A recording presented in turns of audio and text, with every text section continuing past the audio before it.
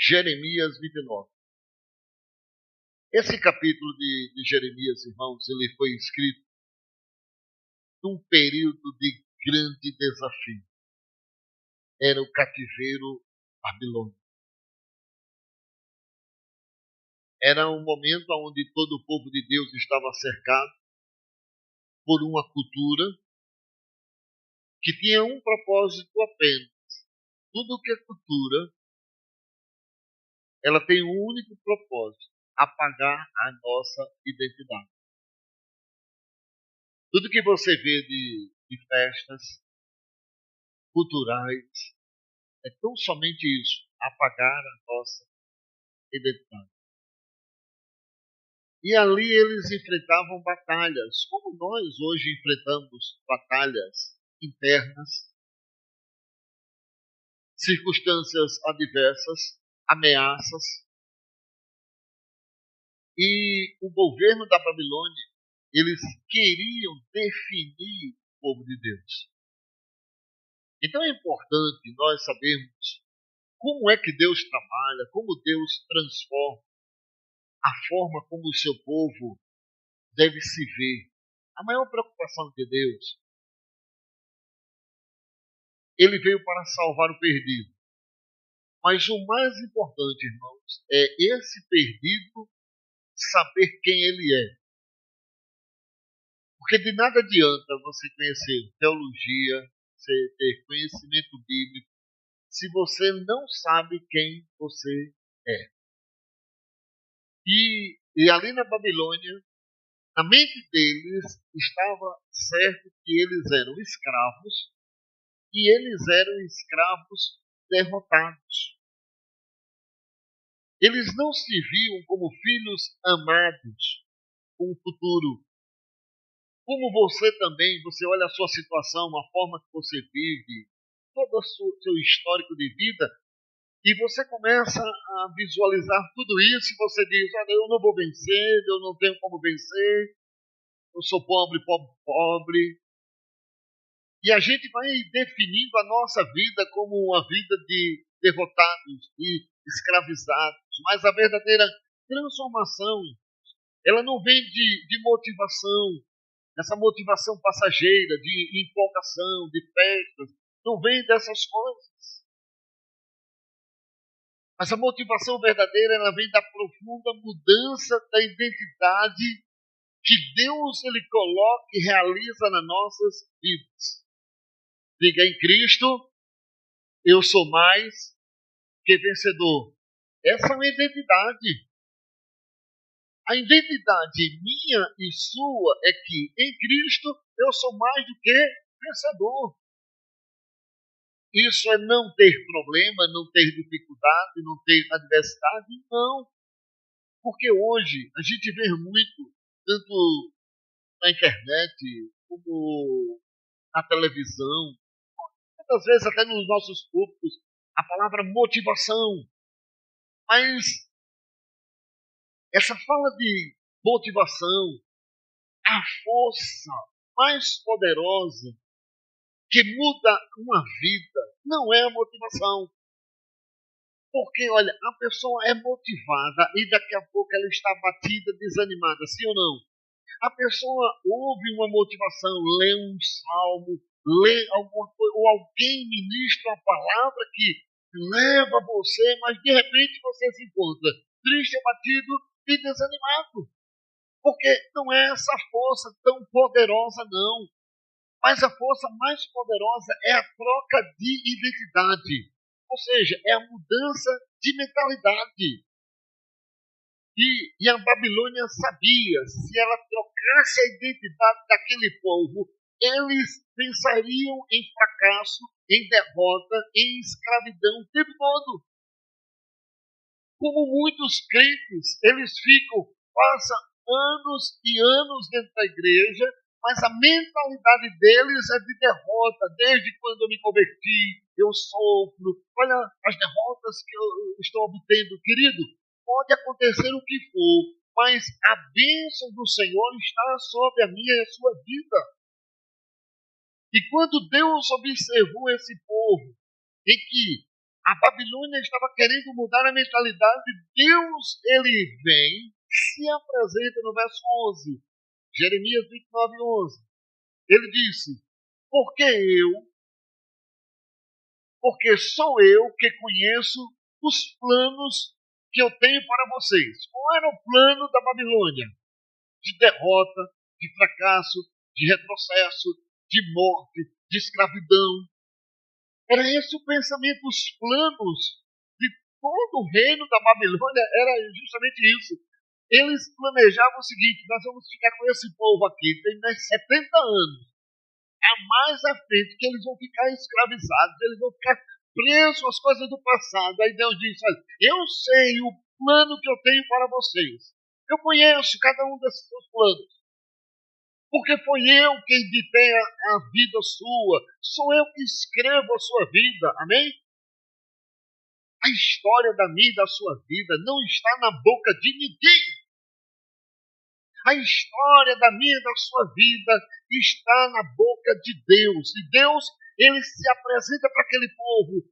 Porque sou eu que conheço os planos que tenho para vocês. Diz quem? Diz o Senhor. E que planos são esses? Ele revela, ele diz, planos de fazê-los prosperar. Amém? O que é que Deus quer de mim? Eu me torne um sofredor, perdedor. O meu plano, é Deus que está dizendo. Meu plano é pegar você. Meu plano é alcançar o perdido, fazê-lo prosperar, fazê-lo ser abençoado numa terra deserta, fazer você prosperar lá aonde estava a escravidão. Aí Deus disse, olha, meus planos são bons. Aí ele diz, mas e não de causar dano. Por quê?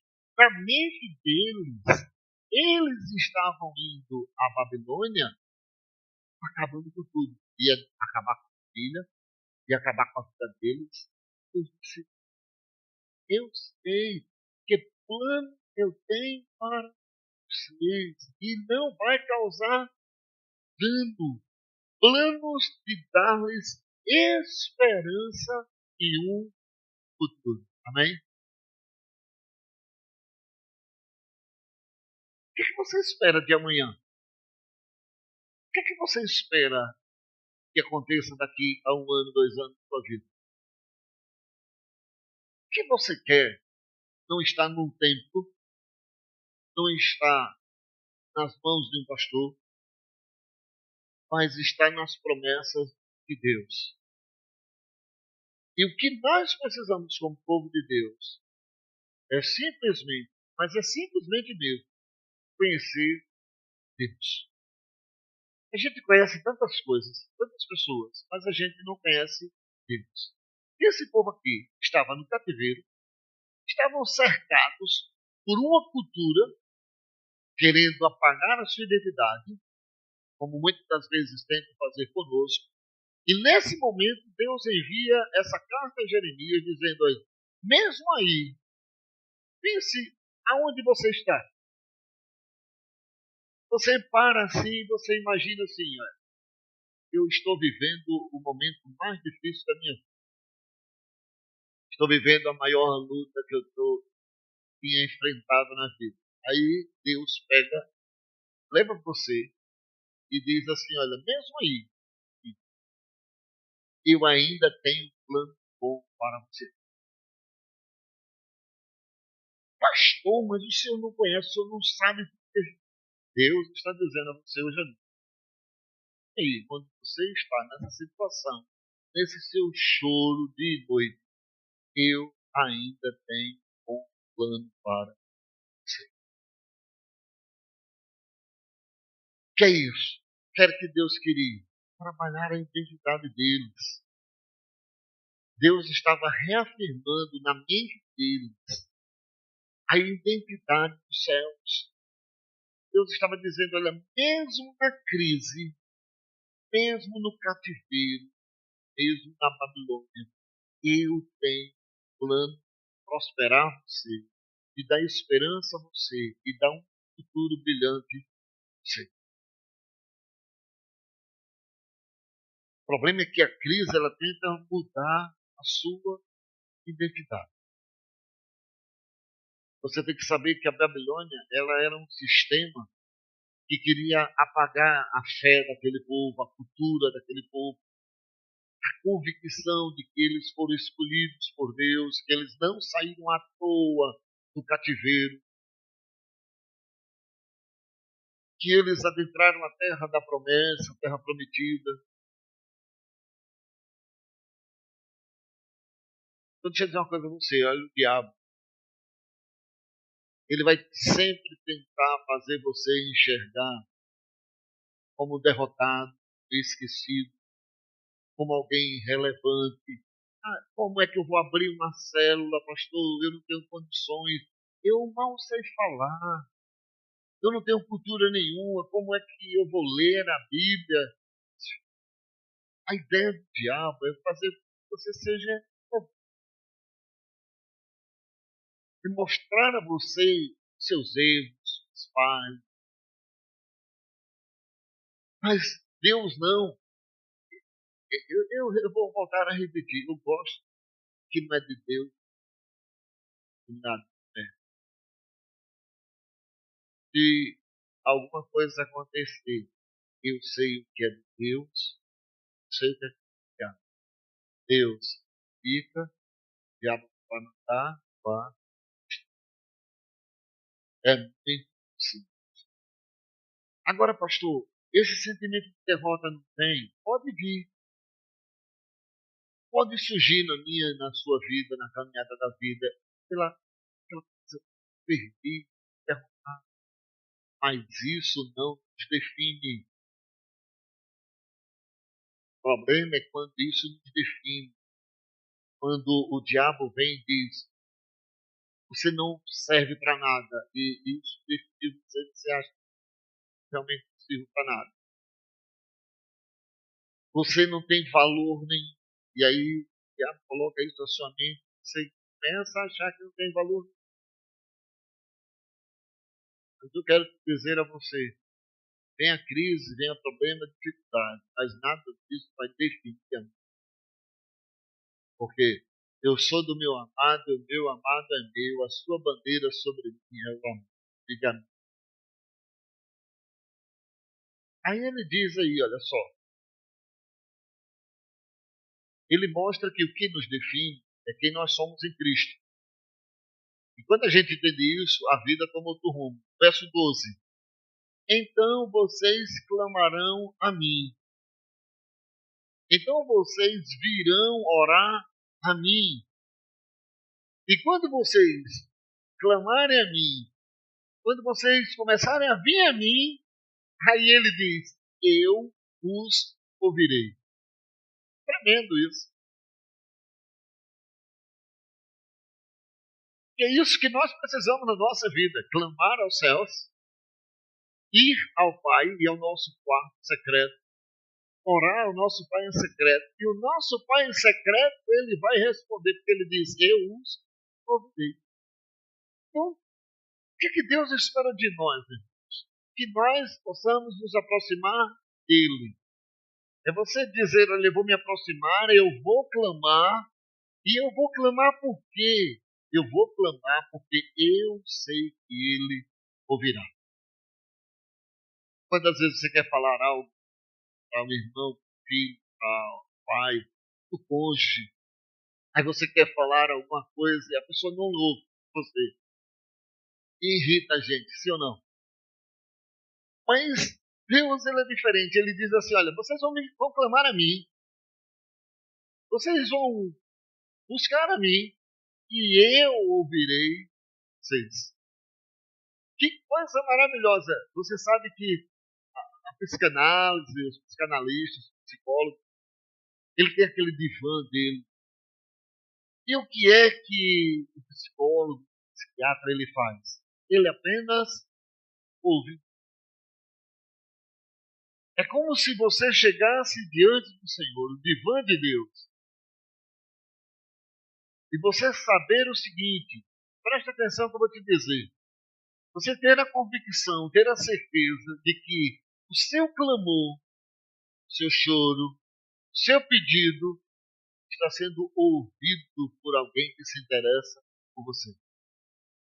Deus estava dizendo àqueles homens justamente isto. Vocês estão aqui, talvez ninguém te ouça, nem o rei vai te ouvir, nem o capataz vai te ouvir, ninguém vai te ouvir, mas se vocês começarem a clamar a mim, eu ouvirei. Coisa linda. Mãe sabe. Fala, fala, fala, filho ouve, deixa pra lá, é mesmo. Agora o que é que eu preciso? O que é que Deus quer? Que a gente saia do conforto. O que a gente chama do piloto automático. Ele diz assim, olha, que você deve clamar a Ele. Tudo parte de você. Porque o câncer, não, câncer não. A conforto, ele é um câncer invisível. Conforto é um câncer invisível. Você muitas das vezes nem percebe, mas você está tão confortável, está tão zen na sua vida, que as coisas estão acontecendo, que parece que você não percebe que Deus está querendo é que você preste atenção ao que Ele está dizendo a você. Aí Ele diz àquele povo, olha, vocês estão conformados porque estão na Babilônia, vocês estão conformados porque estão sendo escravos. E se vocês saírem desse conforto, desse câncer, eu vou ouvir a voz de vocês.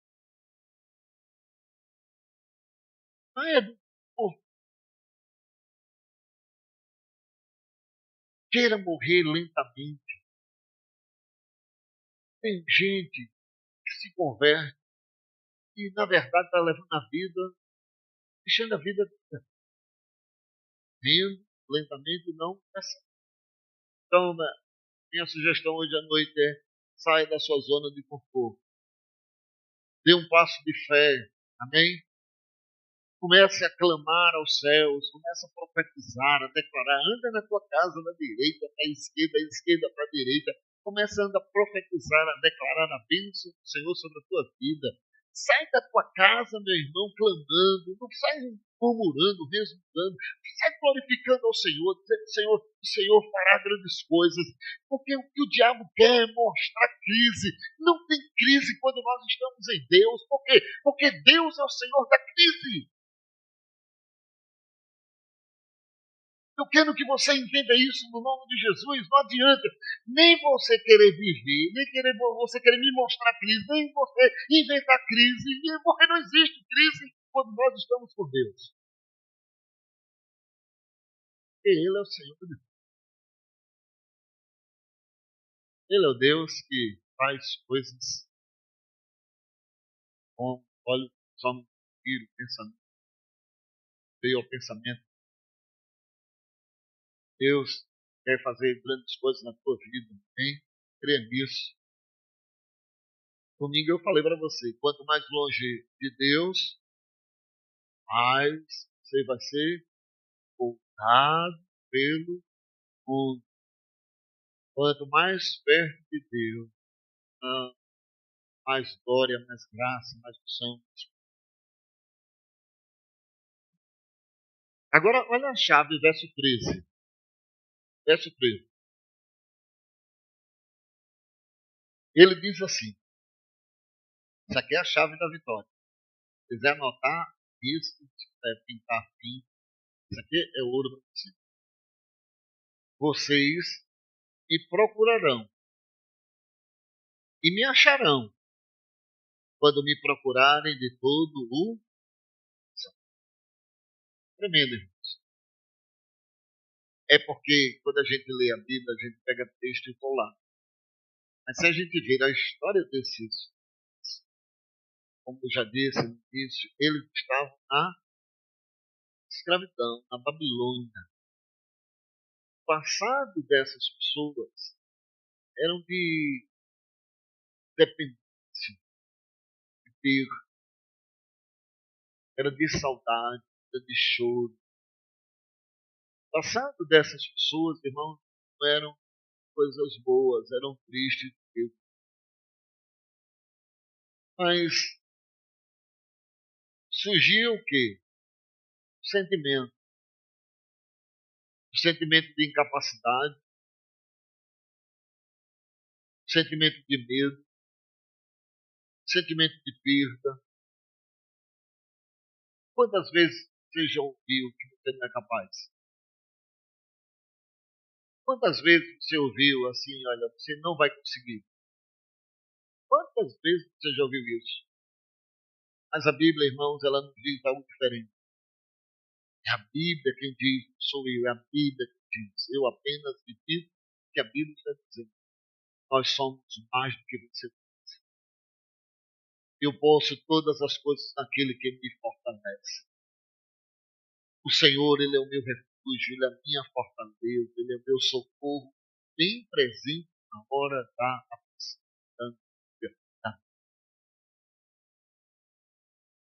Isso nós precisamos colocar em nós. É o que Paulo diz lá nos Romanos 8,37. Mas em todas estas coisas. Que coisas? Coisas terríveis, perseguição, luta.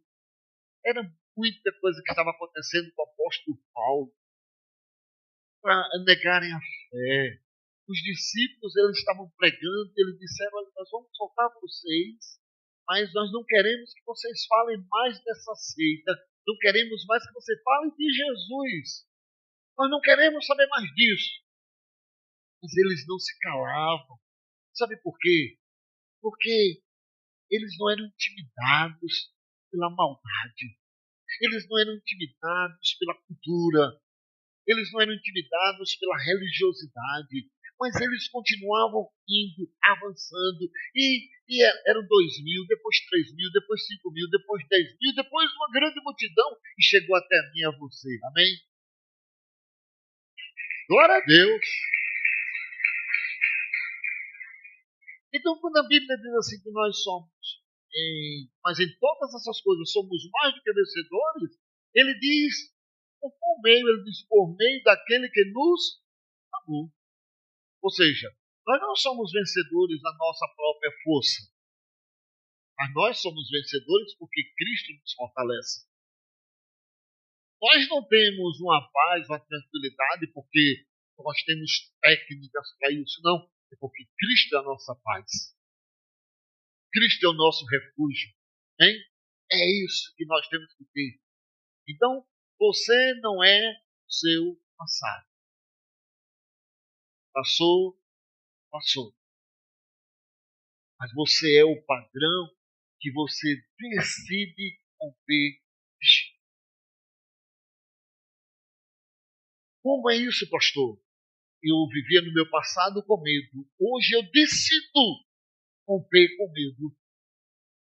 Então, meu futuro muda. Então você pode viver com o passado definindo você e te paralisa, ou você pode romper com tudo isso e dizer, eu vou romper com tudo. Não importa o que disseram, o que falaram, não importa o que fizeram contra mim, mas eu sei que eu posso todas as coisas naquele que me fortalece. E do outro lado, lá no final, existe uma mão chamando você, existe uma voz dizendo, venha, e se você não ouvir, você não vai ter um novo destino. Você precisa ouvir. Você precisa crer que essa voz é real. Ele disse, olha, eu os ouvirei. Deus vai nos ouvir. Deus vai ouvir o seu clamor, meu irmão. Amém? Vocês me procurarão. Deixa eu pedir uma coisa a você. O que é impossível para você hoje? Pense em algo que você quer e você diz assim, olha, Isso, pastor, é impossível. Deixa eu dizer uma coisa a você. Preste atenção. Faça o impossível uma vez só. Uma vez. Pedindo para você fazer 10 vezes, tá? Repetindo várias vezes, não. Faça o impossível uma vez só. Você nunca mais será o mesmo.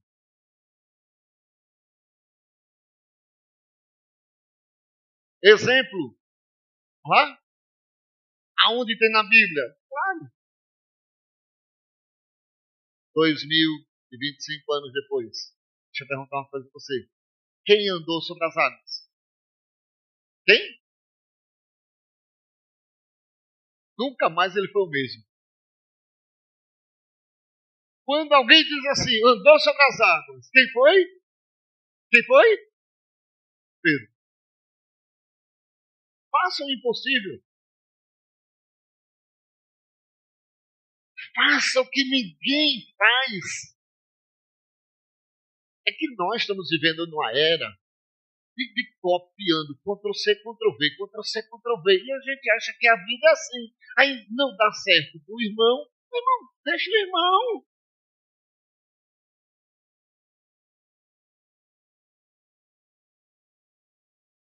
O irmão chega na organização e diz, isso aqui não vai dar certo. Saia. Aí você é dos impossíveis, diga amém. Vai dar certo sim. Aí você vai e faz, dá certo. Agora, me diz uma coisa, quem ficou famoso? Quem se lembra quem estava naquele barco? Me diz. Eu nem sei, eu só sei que é o seguinte, Pedro estava. Pedro estava. Então faça o impossível uma vez só. E você vai ver, o seu nome será outro. A sua vida será outra. A sua família será outra. Faça uma vez só. Não precisa ficar repetindo várias vezes, não. Quem foi que pisou e abriu o Mar Vermelho? Quem foi? Pois é, tá vendo aí? Faça o impossível uma vez só. Eu vou abrir minha célula. E todo mundo diz que não dá certo, mas eu vou abrir esse negócio. Aí você vai, abre, dá certo. Sabe por quê? Porque a mão do Todo-Poderoso está sobre a tua vida. Irmãos, nós não estamos na igreja por causa da boca de ninguém.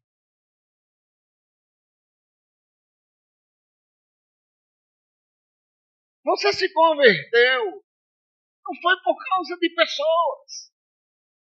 Não fostes vós que escolhestes a mim, mas eu, disse Jesus, eu vos escolhi e vos designei para que vades e deis fruto, e o vosso fruto permaneça.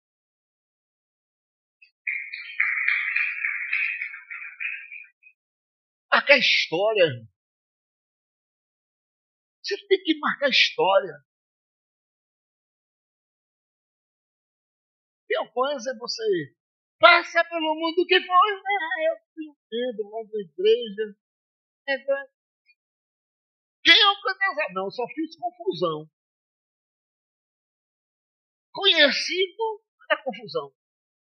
Eu tenho que ser conhecido por aquilo que mudou a história. É. Onde estava Jeremias? E diz, onde estava Esther? Estava no palácio? Não. Ela estava rei e ela disse, eu vou fazer história. Eu vou entrar, vou lançar a palavra ao rei. E se o rei não pegasse o cetro dele, desse ordem, meu irmão, ela morria.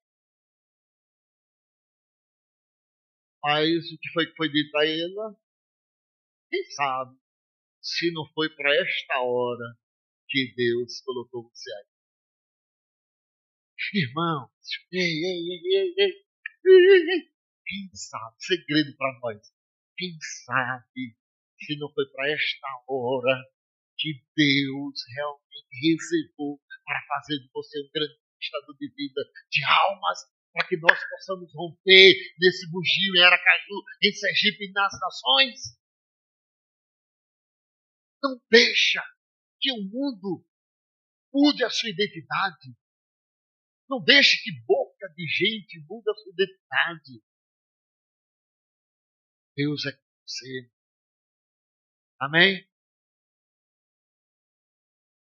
Eu fazer 40 anos já seguindo ao meu Senhor.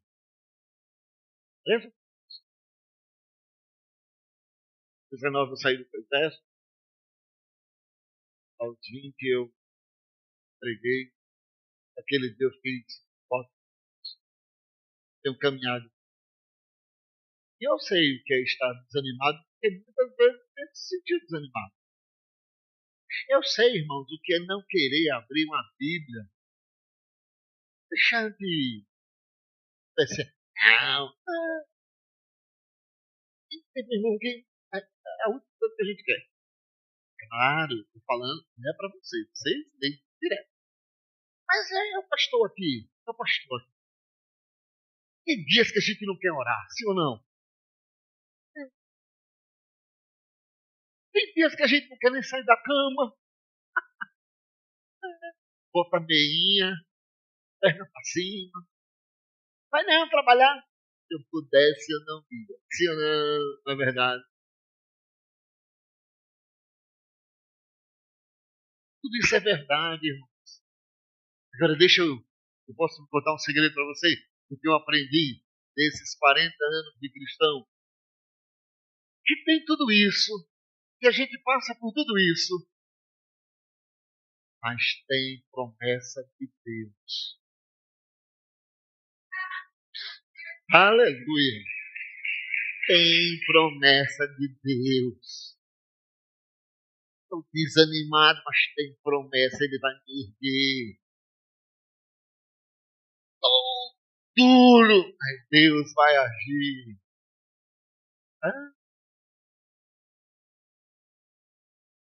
A igreja, irmãos, às vezes,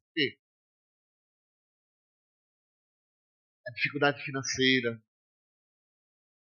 nunca nos faltou nada.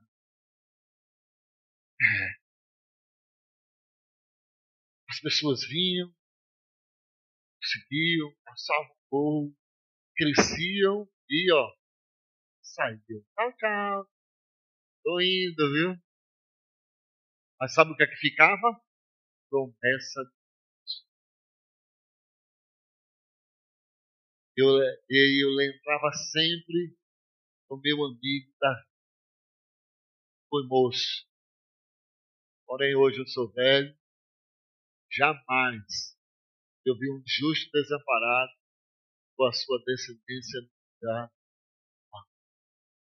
Sabe o que é isso? Promessa.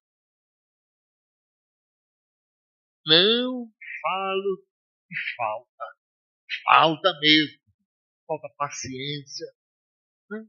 Quem é casado sabe. Né? Falta paciência. As mulheres tudo.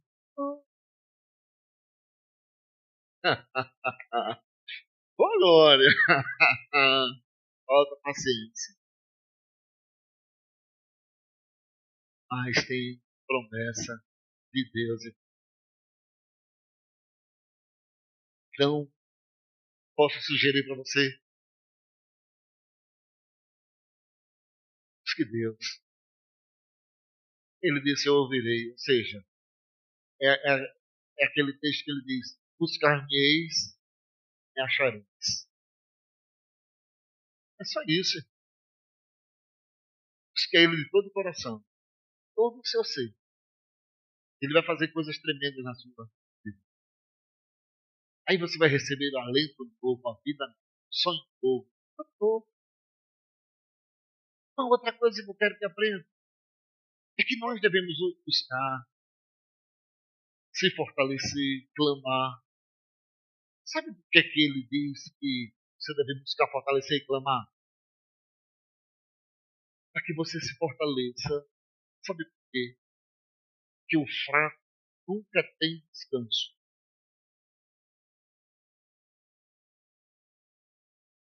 Fraco nunca tem descanso. Se você for fraco na crítica, você nunca vai ter descanso. Mas se você der ouvido à crítica, você nunca vai ter descanso. Sempre você vai se entristecer, você vai se abater, você vai desanimar, você vai sair, você vai voltar para o banco, não vai vir mais para a igreja. Por quê? Porque é fraco. Fraco nunca tem descanso. Aí ele diz, eu vou sair da igreja, ele sai. Aí vai no trabalho, perseguição, luta, toquinho. Aí ele, eu vou sair daqui. E ele abre uma célula, tem problema. Aí ele sai de lá também. Sabe por quê? Fraco. Bota uma coisa assim na cabeça hoje. O fraco nunca tem descanso.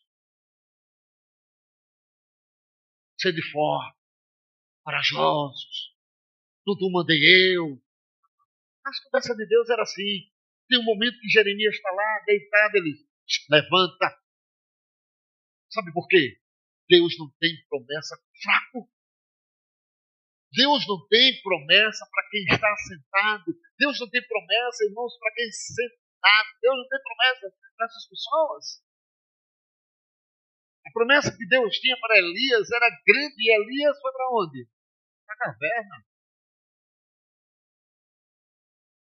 Então, seja forte. Diga o fraco eu sou. Diga o fraco eu sou. Procure ele para você acha. Que a sua vida vale mais do que palavras. Deus é que nos dá ânimo, mas Ele dá ânimo a quem se aproxima dEle. E nós precisamos tomar essa decisão. Porque quanto mais perto de Deus, mais transformado somos. A coisa mais poderosa que muda a vida de alguém não é talento, não é disciplina, não é dor, é identidade. É saber que tem Deus em que você pode confiar. É essa identidade que o povo tem. Da mesma forma que você diz, tem prefeito, tem governador, tem vereador, tem deputado, tem senador. Não é isso? Tem presidente da república. Você tem um Deus em que você pode confiar. Que coisa maravilhosa é essa identidade nossa. Isso vai nos tornar, irmãos, indestrutíveis em Cristo Jesus.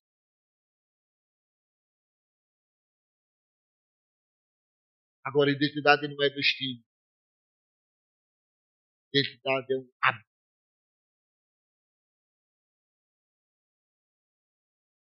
Agora não te chamarás mais Abrão.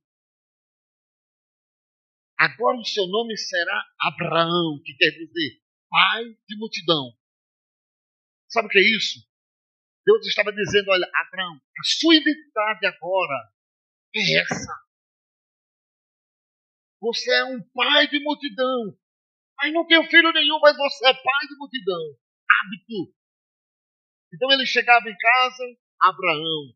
Chegava na rua, Abraão. Chegava nas Campinas, Abraão. Todo mundo chamava ele de quê? De Abraão, pai de multidão. E ele tinha o quê? Nada. Porque você fica esperando ter para que possa ser. No dia que eu for rico, vão me respeitar. Não, não, não, não. Você é a autoridade em Cristo Jesus. Eu vos dei autoridade. Deus deu autoridade à igreja. Deus deu autoridade a mim e a você. Não espere ser para você mostrar aos outros. Você já é em Cristo Jesus. Nós não somos gentalha ou qualquer pessoa. Nós somos a menina dos olhos do Eterno, do Todo-Poderoso, do Deus Eterno. Então é hábito. E hábito pode ser reescrito. E Deus estava reescrevendo uma nova história para aquele povo. Deus estava dizendo de uma forma clara, porque sou eu que conheço os planos que eu tenho para vocês, diz o Senhor, planos de fazê-los prosperar e não de lhe causar dano, planos de dar-lhes esperança em um futuro. E vocês só precisam confiar, vocês só precisam buscar. E uma coisa só falta a cada um de nós. para que nós possamos ser verdadeiramente transformados. Uma coisa apenas: chegar perto de Deus. Chegar perto de Deus. Você não precisa de curso de faculdade, você não precisa de curso teológico, você não precisa de nada. Só se aproximar de Deus.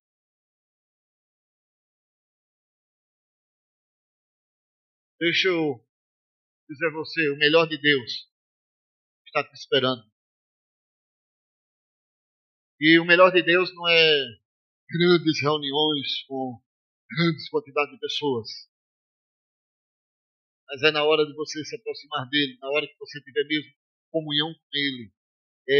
Ele diz: vocês vão clamar a mim, vão orar a mim, eu os ouvirei. Vocês me procurarão e me acharão.